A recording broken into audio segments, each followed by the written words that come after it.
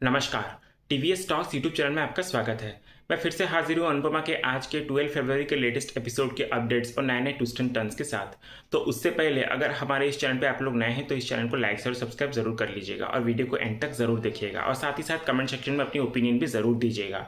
तो चलिए जानते हैं क्या कुछ नया और इंटरेस्टिंग हुआ है आज के एपिसोड में पूरे डिटेल्स के साथ। तो सीरियल अनुपमा के आज के एपिसोड में हम देखते हैं कि प्रेम राही को उस फ्लैट के अंदर लेकर जाता है और राही से कहता है कि सॉरी राही, घर काफ़ी छोटा है लेकिन कमी सिर्फ जगह की रहेगी, प्यार की नहीं। फिर हम आगे देखते हैं कि राही और प्रेम एक दूसरे के साथ उस फ्लैट में एक खास पल बिताते हुए नजर आते हैं। इधर दूसरी तरफ कोठारी हाउस में पराग ख्याति से कह रहा होता है कि मैं जितनी कर सकता हूँ उससे ज़्यादा कोशिश कर रहा हूँ कि सब कुछ ठीक हो जाए, बेटा घर वापस आ जाए, परिवार पूरा हो जाए। और उसकी मैं बदतमीजियाँ भी माफ़ करता हूँ और उन दो कौड़ी के लोगों को बर्दाश्त भी करता हूँ। अपना गुस्सा, ईगो सब कुछ साइड में रखकर उसकी शादी करवा रहा हूँ। तो और क्या करूँ ख्याति जी। जो पराग कोठारी आज तक भगवान के अलावा किसी और के आगे नहीं झुका, पर अपने बेटे के लिए उस घमंडी औरत के आगे झुक गया, सिर्फ इस उम्मीद से कि बेटे को बाप की कोशिश दिखाई देगी। लेकिन बेटा है कि समझने की कोशिश ही नहीं करता। तभी हम देखते हैं कि ख्याति पराग को गले लगा लेती है। तो पराग फिर इधर से रोते हुए कहता है कि मैं दिखाता नहीं हूँ ख्याति जी, लेकिन बेटे के घर आने से मैं बहुत खुश हूँ। बेटा है वो मेरा, तो जब मैं जाऊँगा ना तो मेरे अर्थी को कंधा वही देगा और सब कुछ वही संभालेगा। लेकिन जब मैं बाप बनने की कोशिश कर रहा हूँ तो वो बेटा बनने की कोशिश क्यों नहीं कर रहा है। अगर वो फिर से घर छोड़कर चला जाएगा ना तो ये टूटा हुआ बाप और भी बिखर जाएगा। इसलिए ख्याति जी उसे रोक लीजिए। आप बा मीता प्रार्थना जो उसको रोक सकता है रोक लो और राही को भी मना लो कि वो शादी के बाद यहीं रहे। फिर इधर हम देखते हैं कि ख्याति पराग को सांत्वना देती है। दूसरे सीन में फिर राही और प्रेम शाह हाउस पहुंचते हैं। तभी प्रेम राही से पूछता है कि राही, क्या मैं आज की रात गौशाला में रुक सकता हूँ, क्योंकि कोठारी मैंसन जाने का मेरा मन नहीं कर रहा है। तभी अचानक प्रेम को ख्याति का कॉल आता है। तो फिर जब प्रेम फ़ोन उठाता है तो इधर से ख्याति रोते हुए कहती है कि घर छोड़कर मत जाना प्रेम। फिर प्रेम उसकी बात ही नहीं सुनता और कॉल काटने की कोशिश करता है, पर इधर से ख्याति कहती है कि प्लीज़ कॉल मत काटना, बहुत हिम्मत जुटाकर तुम्हें फ़ोन कर रही है और मैं जानती हूँ कि तुम मुझसे बात भी नहीं करना चाहते हो, पर फिर भी मैंने तुम्हें फ़ोन किया, उसके लिए सॉरी। फिर ख्याति इधर से कहती है कि पर प्रेम, तुम्हारे पापा और तुम्हारी मोटी बा की खुशी तुम्हारे साथ ही है, तो अगर तुम फिर से घर छोड़कर चले गए तो वो दोनों जी ही नहीं पाएंगे। और तुम्हारे पापा दिखाते नहीं हैं, पर वो तुमसे बहुत प्यार करते हैं प्रेम, और वो यही चाहते हैं कि तुम उनके आसपास ही रहो। फिर प्रेम इधर गुस्से से ख्याति को पूछता है कि आप लोगों को मेरे पल पल की खबर कैसे लग जाती है, कहीं ऐसा तो नहीं कि आप लोगों ने मेरे पीछे जासूस छोड़ रखे हैं।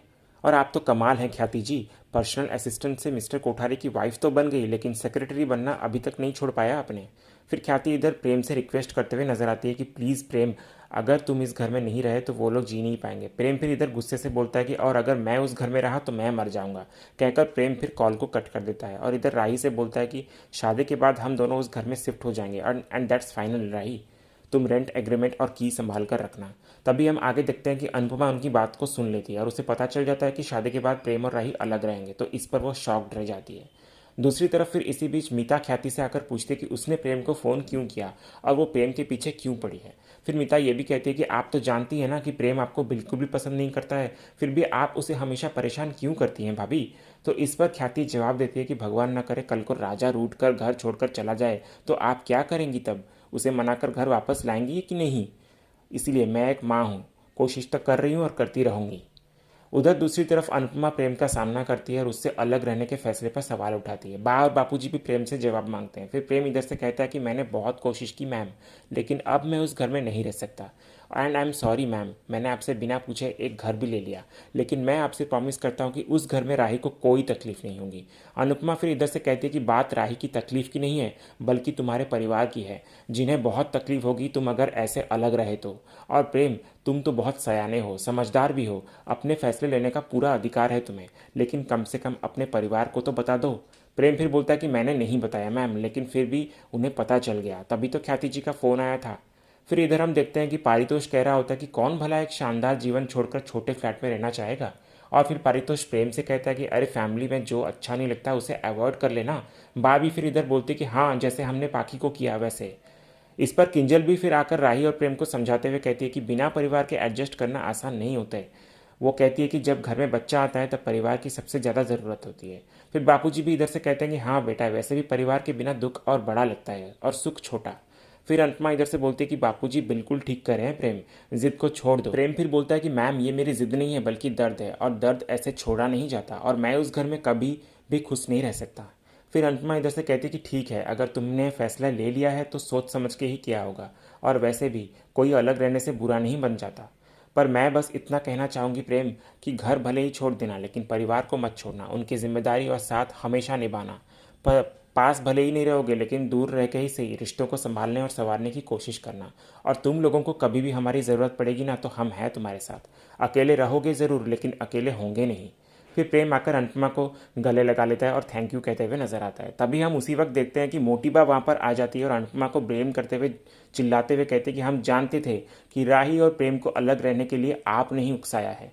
फिर मोटीबा राही से भी कहती है कि हमने तुम्हें अपनी बहू के रूप में स्वीकारा, मान दिया, प्यार दिया, और तुम क्या कर रही हो, अपनी माँ के साथ मिलकर हमारे पोते को हमसे छीनना चाहती हो। तभी प्रेम इधर मोटीबा को जवाब देता है कि आपका पोता कोई पर्स नहीं है कि वो कोई उसे छीन लेगा, इंसान है जिसे पहले आपके बेटे ने धोखा दिया और अब आप दे रही हैं। फिर मोटीबा आश्चर्य होकर पूछती है कि धोखा। प्रेम फिर बोलता है कि हाँ धोखा, बीमारी का झूठा बहाना करके आपने मुझे और राही को इमोशनल ब्लैकमेल किया, तो ये धोखा नहीं है तो और क्या है। मिस्टर कोठारी पर नहीं लेकिन मैंने आप पर भरोसा किया था मोटीबा, और मैं उस घर में भी आपकी तबीयत खराब होने की वजह से ही गया था, और मैंने कहा भी था कि जब आप ठीक हो जाएंगी तो मैं वहाँ से चला जाऊँगा, लेकिन अब तो आप बिल्कुल ठीक लग रही हैं तो मुझे अब उस घर में रहने की कोई ज़रूरत नहीं है। प्रेम फिर बोलता है कि और हाँ, बार बार ये मत जताया कीजिए कि आपने राही को एक्सेप्ट किया, और राही को स्वीकारना आपकी मर्जी नहीं बल्कि मजबूरी थी, क्योंकि आप अच्छे से जानती हैं कि मैं अगर शादी करूंगा तो सिर्फ और सिर्फ राही से। फिर प्रेम मोटीबा को ये भी कहता है कि एनीवेज मेरी और राही की शादी आपके घर में होगी सारे रीति रिवाजों के साथ, और जनरली शादी के बाद बेटी विदा होती है लेकिन आपके घर से बेटा विदा होगा, कहकर प्रेम वहाँ से चला जाता है।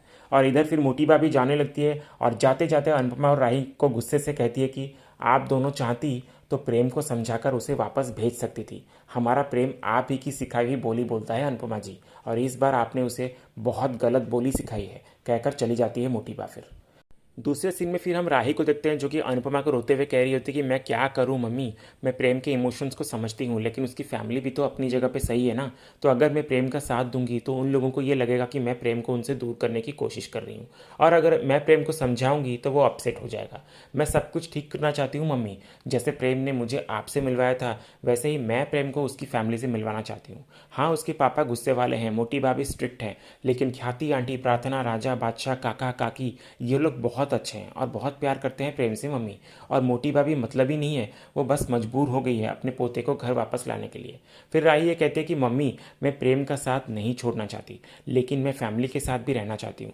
मैं सालों साल फैमिली से दूर रहकर तरसती हूँ तो मुझे और तरसना नहीं है मम्मी, और मेरी लाइफ कभी नॉर्मल क्यों नहीं रहती मम्मी, हमेशा कुछ ना कुछ लगा रहता है मेरी लाइफ में, एक के बाद एक इशू आ ही जाते हैं, तो इसे मैं कैसे सॉल्व करूं मम्मी, कहकर राही फिर अनुपमा के गले लग जाती है। और इधर अनुपमा से समझाते हुए कहते हैं कि नॉर्मल तो किसी की भी ज़िंदगी नहीं होती बेटा, परेशानियां ज़िंदगी का हिस्सा है और हर किसी के जीवन में ये होती है। हाँ रंग अलग अलग ज़रूर होते हैं लेकिन परेशानियाँ होती है, और हाँ उन परेशानियों से लड़ा जा सकता है लेकिन ज़िंदगी से नहीं लड़ा जा सकता, इसलिए ज़िंदगी के हिसाब से अपने आप को ढालना पड़ता है बेटा। और देख मैं भी तो कितनी बार कान्हा जी से लड़ती हूँ कि वो क्यों करते हैं मेरे साथ ऐसा, लेकिन फिर भी मैं थक हार के ज़िंदगी की उंगली को थाम ही लेती हूँ। राई फिर इधर से ये बोलती है कि मैं ज़िंदगी के साथ चल तो लूँगी मम्मी लेकिन लड़ेगा कौन, और इन परेशानियों से लड़ा नहीं जा रहा है मुझसे। अनुपमा फिर बोलती है कि लड़ना पड़ेगा बेटा और कोई चॉइस ही नहीं है। और देख बेटा शादी करने का डिसीजन तेरा और प्रेम का था, तो कहाँ रहना है और शादी के बाद क्या करना है ये भी तुम दोनों का ही डिसीजन होगा, तो इसमें मैं ज़रा भी दखल नहीं दूंगी और ना ही कुछ कहूँगी, क्योंकि मेरा ये दायरा ही नहीं है और ना ही मुझे कोई हक है। पर एक बात सच कहूँ बेटा कि मैं अब तक प्रेम के परिवार को अच्छे से समझ ही नहीं पाई हूँ, और तेरी खुशी के खातिर मैं इस शादी के लिए मान गई, उस घर में रिश्ता भी लेकर गई, क्योंकि मैं तुझे हमेशा खुश देखना चाहती हूँ बेटा। लेकिन वो ससुराल है तो ससुराल में हर लड़ाई बहू को अकेले ही लड़नी पड़ती है, और माँ भले ही कितना प्यार कर ले लेकिन माँ बस बाहर से सहारा बन सकती है, दखल नहीं दे सकती, और किसी भी माँ को अपनी बेटी के लाइफ में दखल देना भी नहीं चाहिए। फिर अनुपमा और राही इमोशनल होकर एक दूसरे को गले लगा लेते हैं। फिर नेक्स्ट सीन में हम देखते हैं कि राही को ख्याति का कॉल आता है, तो राही इधर से आश्चर्य होकर बोलती है कि ये क्यों फ़ोन कर रही है मुझे। फिर आगे हम देखते हैं कि राही ख्याति से मिलने मंदिर में आती है और पूछती है कि आपने मुझे यहाँ क्यों बुलाया। तभी ख्याति इधर से बोलती है कि ज़रूरी था बुलाना, प्रेम और मेरा रिश्ता तुमसे छुपा नहीं है बेटा, और मेरी ममता और उसकी नफरत तुमने दोनों देखी है, और प्रेम ने तुम्हें सब कुछ बताया होगा और वो उसका सच है, लेकिन वो पूरा सच नहीं है। एक सच ये भी है कि बा के लिए प्रेम और उनका परिवार ही सब कुछ है। प्रेम की नफरत, उसकी दूरी मैं सह सकती हूँ लेकिन पराग जी नहीं सह पा रहे राही। जब एक बच्चा अपने ही माँ बाप को दुश्मन समझे ना, तो एक बाप पे क्या बीतती है ये तुम अपनी माँ से पूछ सकती हो, क्योंकि वो भी इस दर्द से गुजर चुकी है। फिर ख्याति ये भी कहती है कि राही, मैं यहाँ तुम्हें कोई इमोशनल ब्लैकमेल करने नहीं आई हूँ और ना ही तुम पर किसी भी बात का दबाव डालने आई हूँ, बल्कि मैं बस दिल से दिल की बात कहने आई हूँ। और राही, पराग जी प्रेम से बहुत प्यार करते हैं और बा भी, पर वो ना बेटे और पोते के बीच पिस जाती हैं। फिर ख्याति ये कहती है कि औरत फिर भी रो लेती है, लेकिन मर्द के आंसू ना समाज के पास गिरवी पड़े हैं। वो चाहे भी तब भी समाज उन्हें रोने की इजाज़त नहीं देता है। इसीलिए पराग जी भी अपने आंसुओं को छुपाकर अंदर ही अंदर घुटते रहते हैं। राही, मैंने पराग जी को दर्द में देखा है और तुमने प्रेम को दर्द में देखा होगा, तो मैं बस दोनों का दर्द कम करना चाहती हूँ। बाप और बेटे के बीच की दूरियां को ख़त्म करना चाहती हूँ, इसलिए मैंने यहाँ तुझे बुलाया है राही। फिर तभी ख्याति हाथ जोड़कर रिक्वेस्ट करते हुए राही से बोलती है कि वो प्रेम को कोठारी हाउस में रहने के लिए मना ले। और इसी सीन के साथ ही आज का ये एपिसोड यहीं खत्म होता है। तो अगर आज का ये वीडियो आपको पसंद आया हो तो वीडियो को प्लीज़ लाइक भी कर ले, शेयर भी कर ले और सब्सक्राइब करना ना भूलें, ताकि ऐसे ही रोज़ लेटेस्ट एपिसोड के अपडेट्स आप सबसे पहले पा सकें। तो मिलते हैं अगले एपिसोड के रिव्यू में, तब तक के लिए स्टे ट्यून्ड, स्टे एंटरटेन्ड।